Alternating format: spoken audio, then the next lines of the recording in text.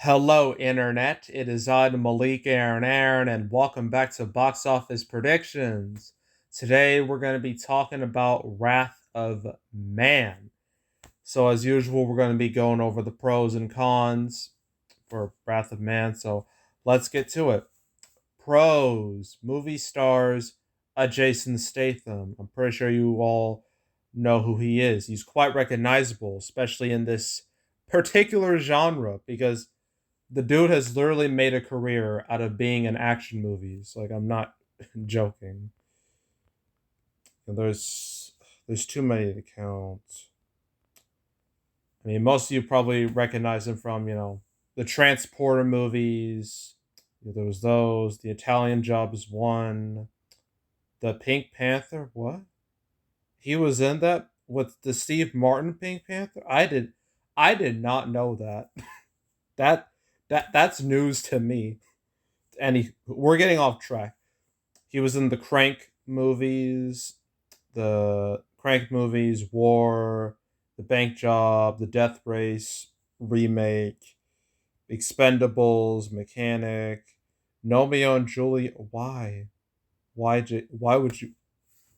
I have too many questions.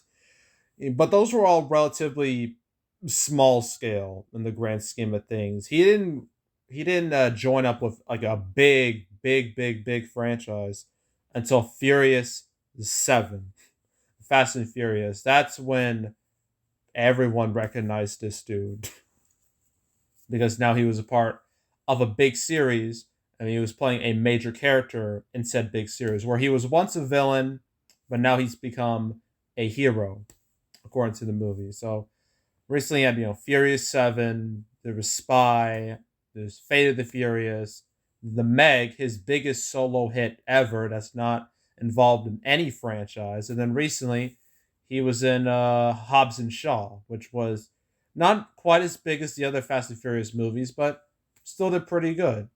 So yeah, the dude's very recognizable. A lot of people tend to like him. He has a lot of charisma, and he has charisma. He knows how to say one-liners. He's a pretty awesome dude. So yeah, any this movie is going to appeal to his fan base. Like his hardcore fans are going to show up to support this movie, no doubt about it. So I would definitely consider that a pro. And the next person I'm going to be talking about is the guy making this movie, Guy Ritchie. Guy Ritchie's track record is a bit weird. It's very weird. Very weird. Because you see, the man did the Sherlock Holmes movies, the ones with Robert Downey Jr., way back about a decade ago. And those were big hits. Like, no doubt about it. Those were big hits. But then he made Man from Uncle, which was not a hit, and then he made King Arthur, which was a humongous disaster. And somehow, some way, Disney approached him to make the Aladdin remake. Why they approached him, I will never understand. And the Aladdin remake, as much as people don't like it, and as much mainly because of Blue Will Smith, it made $1 billion. You can't deny that. And then after that, he made The Gentleman, which is more in his wheelhouse, which did all right. And it was one of the last movies to come out before the pandemic screwed over everybody. And since this movie leans more towards last year's The Gentleman, I think it'll perform on par with that, which wouldn't be bad necessarily. It would actually be, well, I don't think it will perform quite on as well as that, but if it should at least surpass majority of the action movies that have come out in the pandemic. Your Unhinged, Honest Thief, Marksman. I don't know if it's gonna reach Nobody levels though. I don't think it will reach that, but it might come close if it's lucky. So I guess that could be a pro. Is that the star director? They got some cred. They have hardcore fan bases that are willing to show up. Uh, Another pro is, I mean, there has been a big ish, and I'm emphasis on the ish part. Since yeah, we haven't had a big-ish movie since 2 weeks ago with Mortal Kombat and Demon Slayer. Granted, those were very niche movies targeting niche audiences, but people did show up to see those movies in numbers. So if they can succeed, then there's a small possibility that this can succeed. But the thing is, those were based off established properties, and this is not. So yeah, it's kind of an issue. But I don't know. I guess but they did make it possible for movies to do well again. So I guess I can say that. Uh, I can't think of any other pros off the top of my head. Let's just go to cons. Cons. Pandemic. Well, actually, this has a strong amount of theaters, like over 2,800, which would actually be the normal amount for a movie like this in pre-pandemic times. So that's kind of impressive. Most of these movies have to deal with less theaters. But granted, back then New York and LA weren't open, so they had less to work with. But now Wrath of Man has more to work with. So it should have a more of an advantage over a majority of the pandemic movies. Uh, is there any other cons? Well, there is a lot of competition next weekend. There's 4 movies coming out next weekend, and I think the only one that's really going to hurt this is Spiral, and I'm only saying that because they might share some of the same audience, maybe, but yeah, there won't be like a real action movie in the marketplace until um it's Hitman's Wife's Bodyguard, but that's not till mid June. But still, next weekend is going to be tough, so it's going to have to deal with that. But after that, it should be relatively okay, and also it has to survive against Quiet Place Part Two. I don't know if it can do that, but it can try.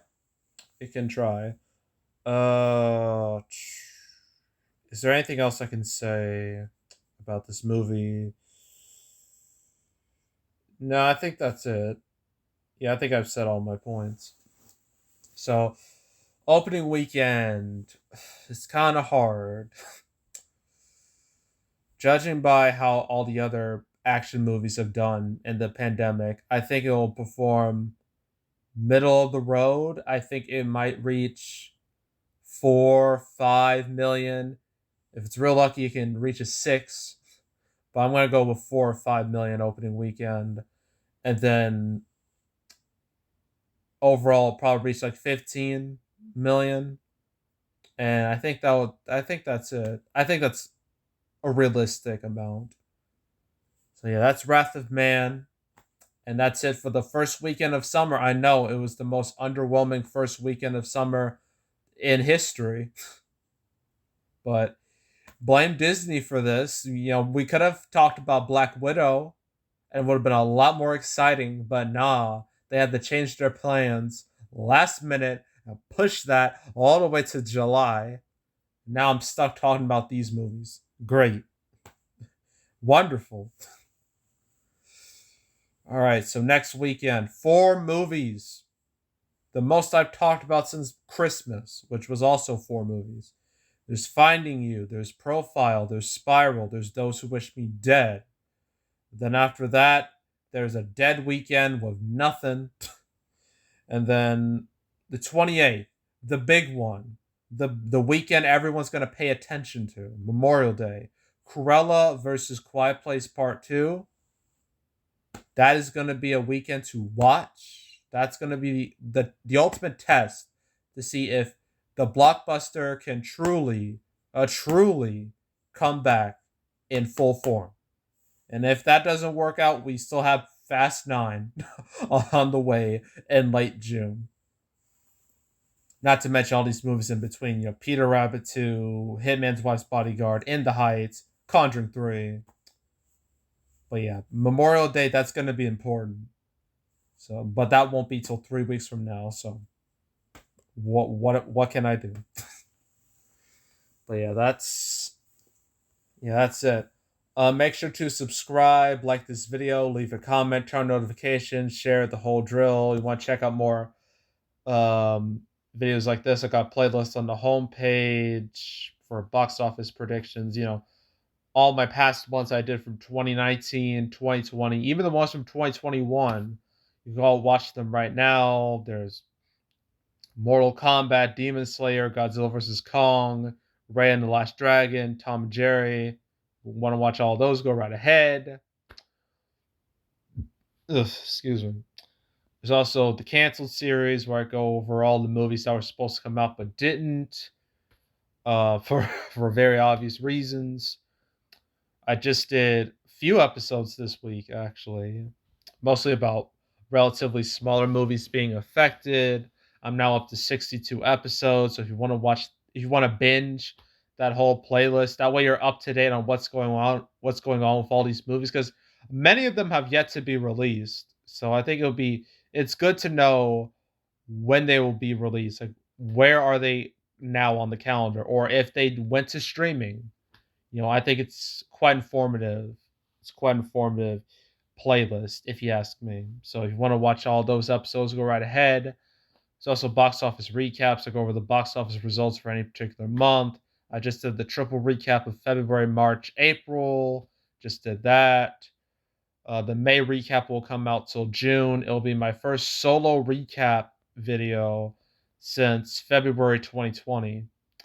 That was the last one I did before the pandemic really screwed up everything. Actually, when I made that video, that's actually when the pandemic really started in the US. That's when it happened. So, yeah.